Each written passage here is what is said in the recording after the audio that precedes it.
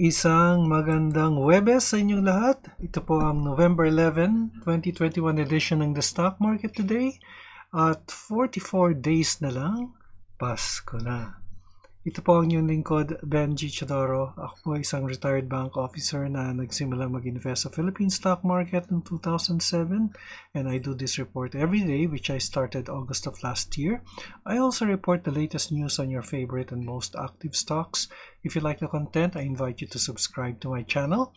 If you have stocks in mind that you want reviewed, please comment on the comment box and I will prioritize. Ang ating financial news, medyo marami po ngayon. Kaya medyo mahaba po ng konti ang ating video. MPI, DNL, MEG, SM at FB. But I'll just give the financial highlights ng results of operations nila. At ang resulta ng trading sa ating PSE ngayong araw, November 11, 2021, dito lamang sa The Stock Market Today. Don't go away.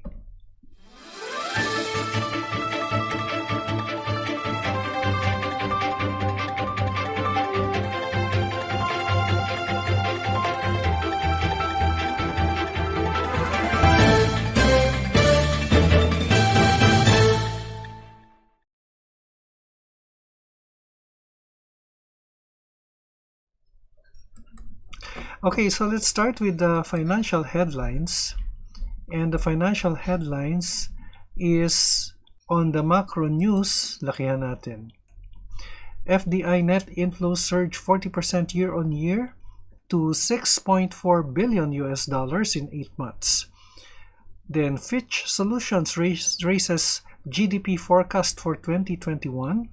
In our sectoral news, MEG earnings up 10% year-on-year to 8.2 billion.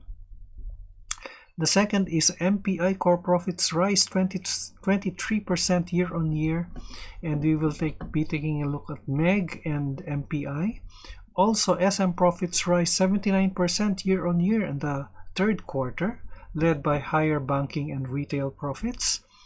DNL's 9-month income already ahead of pre-COVID level. FB posts 9-month headline net income growth of 68% year-on-year. Then PGOLD headline net income up 13.6% year-on-year to 5.7 billion. So, medyo marami po, but we will be discussing lang po is MEG, MPI, SM, DNL, and FB. FB will be taking the news item from Business World. So we'll start with FB first. FB posts, or San Miguel Foods and Beverage posts 68% earnings growth. San Miguel Food and Beverage reported a 68% net income growth to 24.2 billion in the first 9 months of 2021, driven by double-digit increases in sales of its business units as well as its cost management efforts and operational efficiencies. In an emailed statement on Wednesday, SMFB said its consolidated earnings before interest, taxes, depreciation, and amortization, or EBITDA, increased by 37% to 41.7 billion. Meanwhile, the listed food and beverage firm saw a 14% year-on-year increase in revenues to 221 billion. Wow, that's a lot. The food business saw its consolidated EBITDA surge by 84% to 14.9 billion. Its revenues for the period grew 13% year-on-year to 108.9 billion, which is also 8% better than the 2019 pre-pandemic revenues.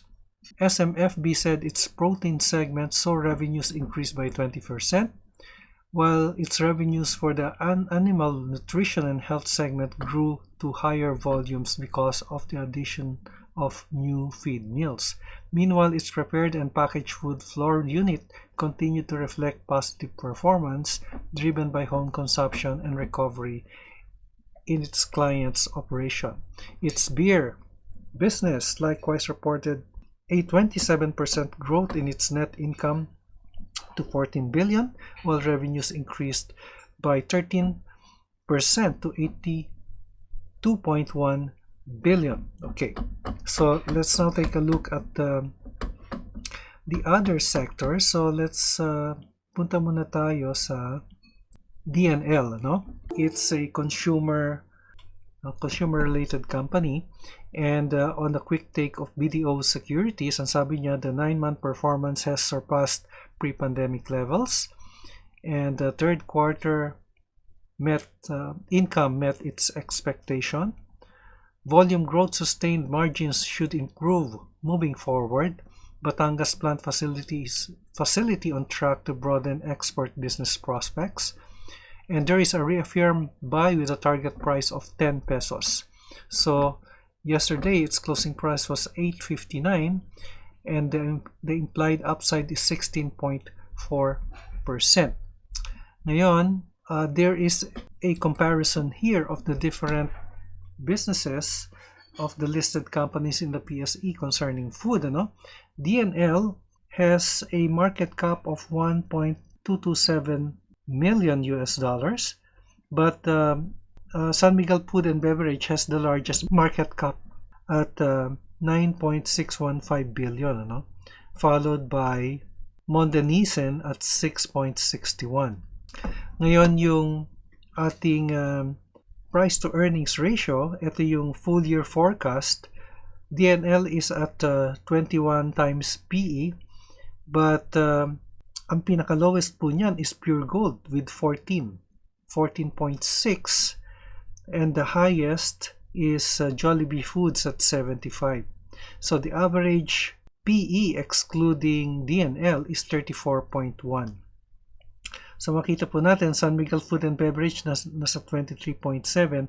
Actually po kasi the lower the number the better, because price over earnings po yan eh. It's the price of the stock over the earnings per share. So the lower the number the better. And to simplify my explanation on the PE, and in general, in order to earn 1 peso, your investment on the company should be that amount. So sa DNL, it's 8.59 to earn 1 peso. Yun yung simpleng explanation po dyan. Ngayon, ang pinakamababang PE ay Shakey's, 8.67. Ngayon po, ang pinakamababang PE pala is PureGold, and the highest is Jollibee at 75. Yun po ang summary of the different consumer sectors. Actually, magaganda po yung mga companies na ito, Kung gusto niyo mag-invest, ito pong mga numbers ang tingnan ninyo. The lower the PE, the better.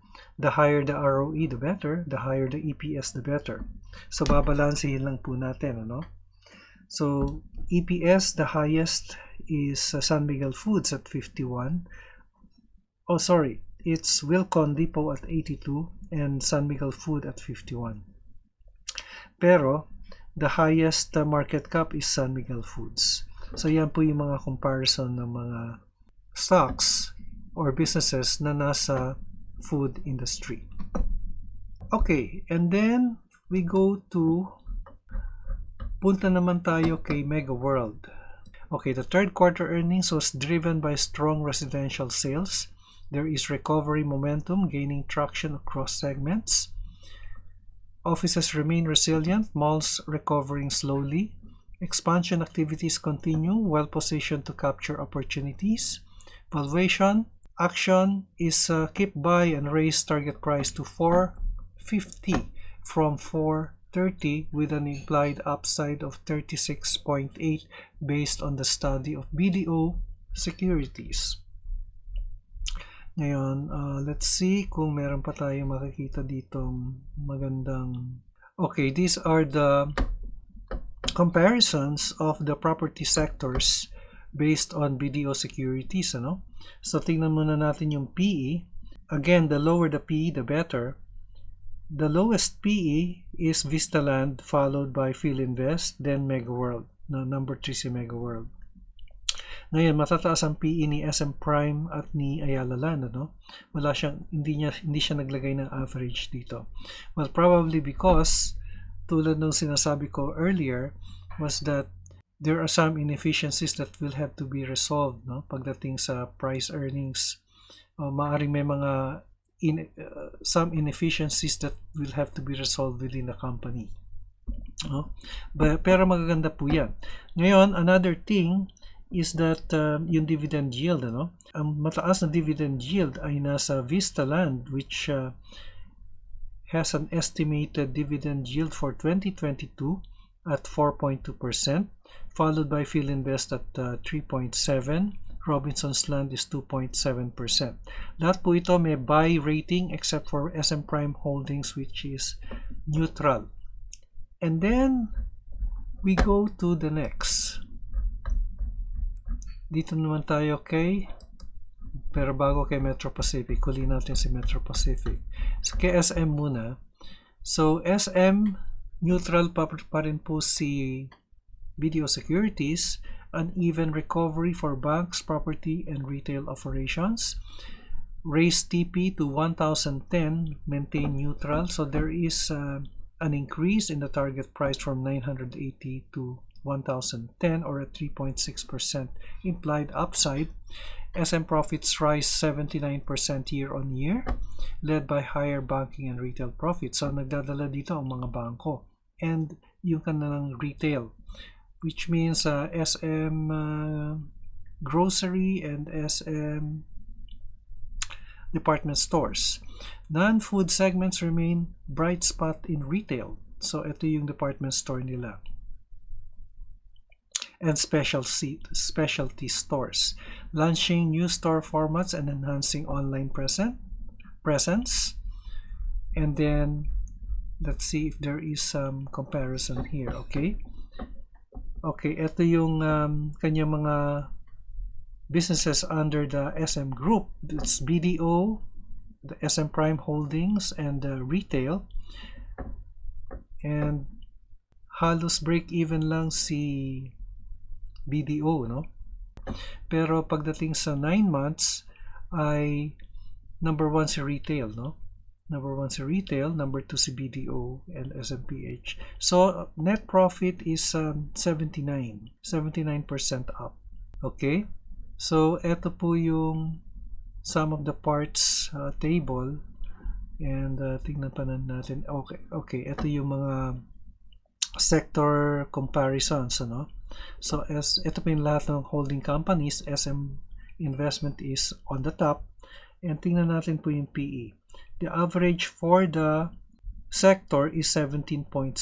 SM Investments is at 30.44, medyo mataas. Again, the lower the PE, the better.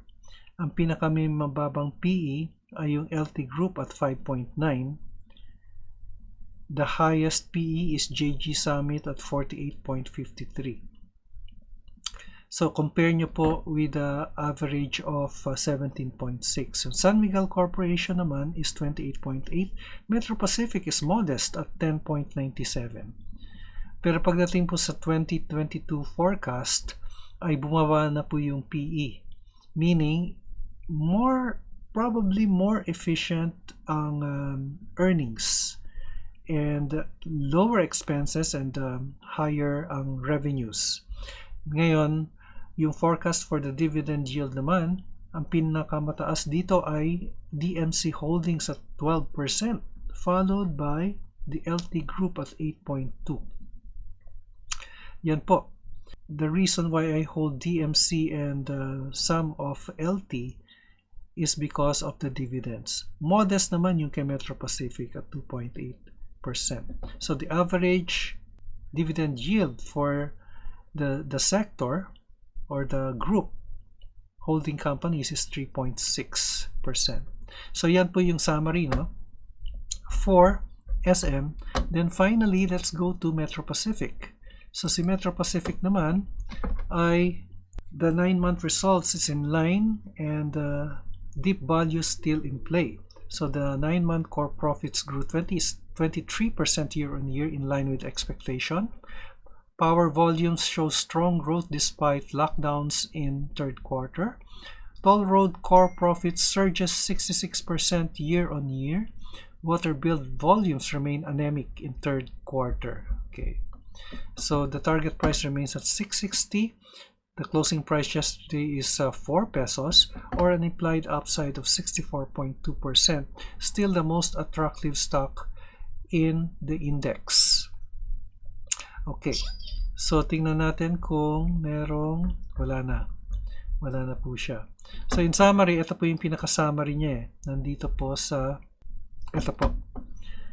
So, Metro Pacific, actually, SM Investments is the highest market cap, followed by Ayala Corporation, then JG Summit, then Metro Pacific at, San Miguel Corporation at 5.5, then number 4, si Metro Pacific. Yun po ang ating comparative valuations, and those are our featured stocks, and those are our featured stocks for the day. So let's now go to the happenings in the Philippine Stock Exchange and the Philippine Stock Exchange Index. But before I get into that, let me read the comments of our dear subscribers. So kahapon po ay meron po tayong mga request, ano? Welcome po sa new subscribers natin, si Jeff Quinones at si Anbalan Endo, si Gina Simbahon, and then tingnan natin yung mga comments po ninyo. Okay, ang sabi ni Francisco Ken Cortez, AGI sir. Sige, sama natin yan. And then sabi ni Alex Daito, shakeout lang yan sa LTG. Maganda kapag nabuhay na si PAL at PNB, otherwise benta na lang sa government si PAL para umakyat na. Okay. Sige, bibenta mo sa government pero bibilin kayo ng government yan. Kasi kung ibibigay nyo po sa government, napaka-inefficient po ng government, kaya nga po nagpa-privatize ang government eh. At yung mga infrastructure po natin, hindi po gobyerno ang gumagawa niyan, mga private sector. Di po ba? Yung mga toll roads na yan. Kasi maraming inefficiencies ang government eh. Kaya nga po nagpa-privatize. Yung tubig, babalik kaya yan sa government? I don't think so. It will remain in the private sector. Alam niyo po, dito po sa amin, ang hirap ng tubig nung lumipat po kami dito noong 1992. Walang tubig. Nung pumasok lang yung Maynila, saka kami nagkaroon ng tubig. So, yung binabayad namin sa pag-deliver ng tubig, halos cheaper ng konti pagka Maynila. And we don't order water anymore. Yun lamang po. Yung PAL bibigay sa gobyerno, well, that may be an idea, but you know, baka mas lalong lumubog ang PAL. Ang PNB nga, dati nga gobyerno yan eh. Binili ni Lucio Tan from the government.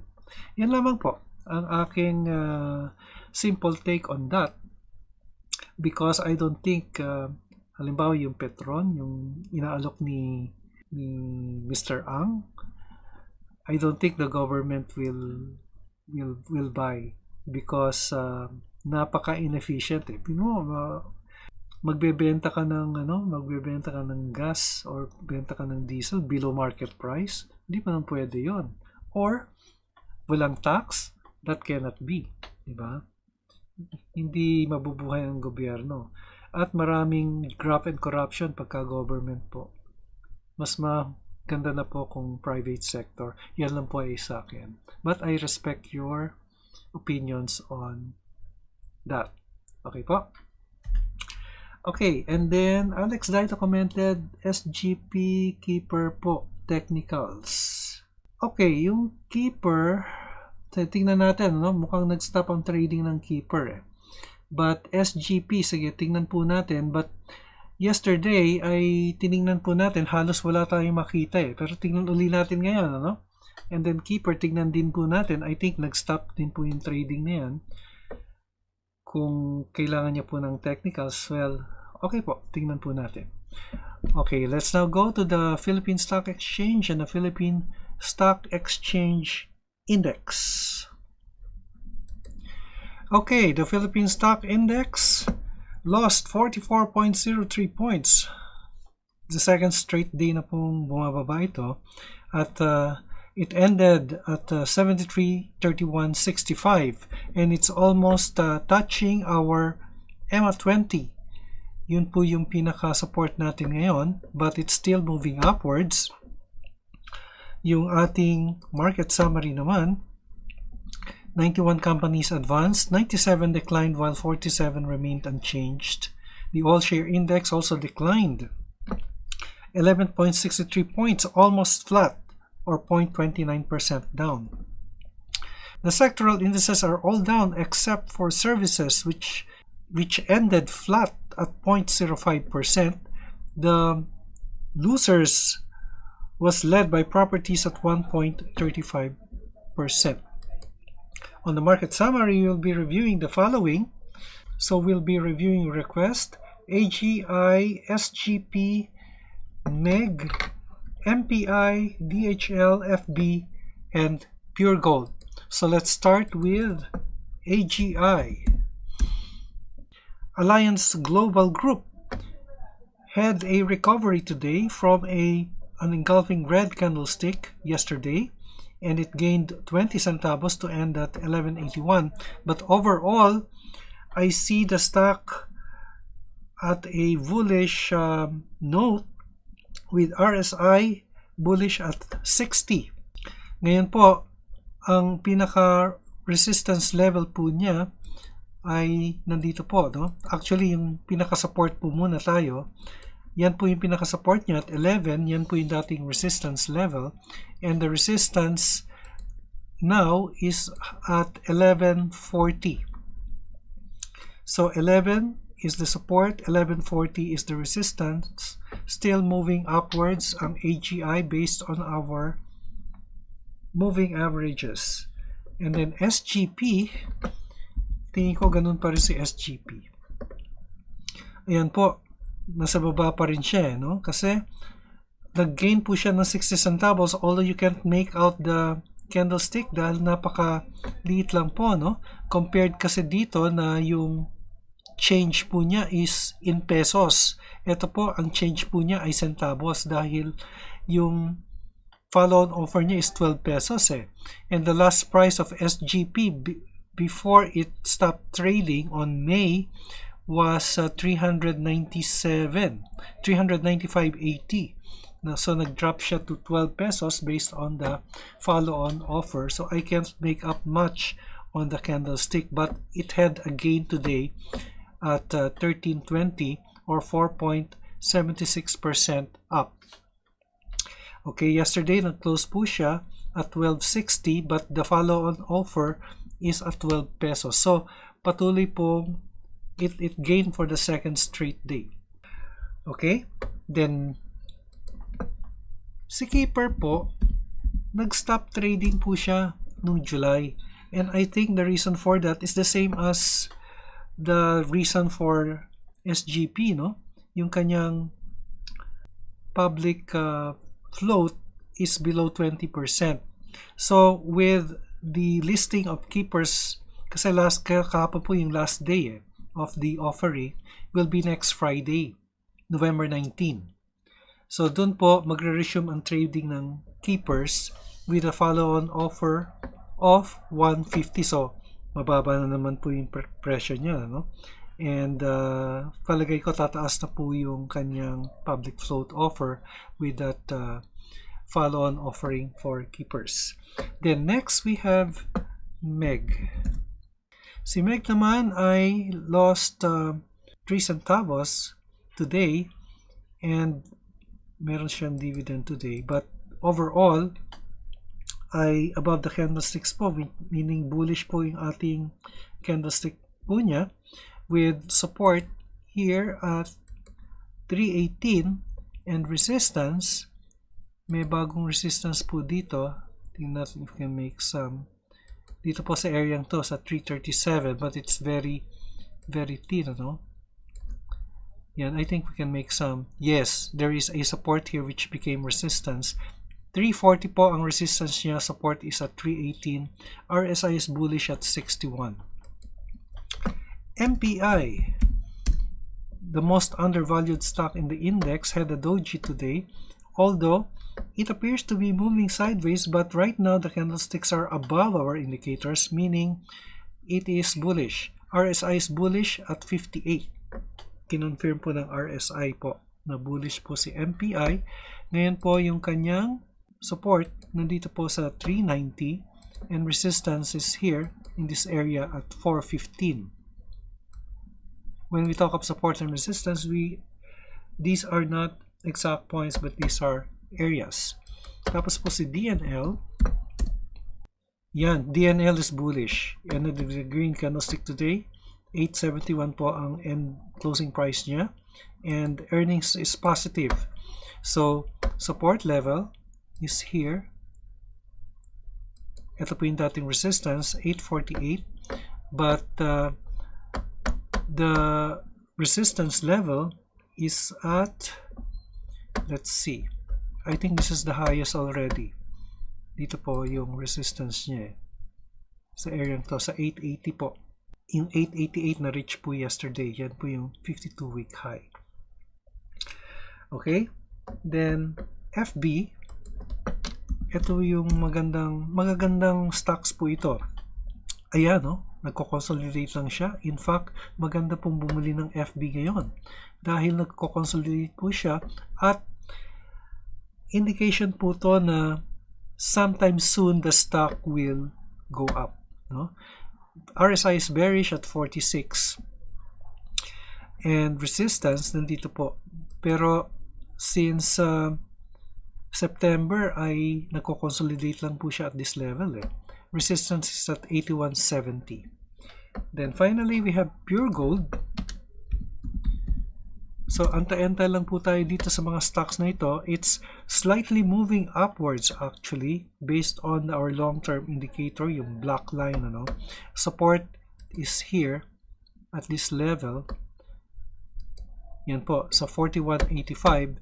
Resistance is here at 4457. Ngayon, ang kanyang fundamental price based on fundamentals, no, is 56 pesos. At meron po yung implied upside of 30.8%. It's one of the highest upsides in the index stocks. Of course, the highest is Metro Pacific. Yan po ang ating report sa stock market. November 11, 2021, mag-ingat sa COVID, mag-ingat sa scam, an investment in knowledge pays the best interest. Maraming salamat sa inyong pagtangkilik. Maraming po salamat sa ating mga subscribers na patuloy na tumatangkilik ng ating video. Hanggang sa muli, ito po si Benji Chidoro. Stay safe, God bless, and bye for now.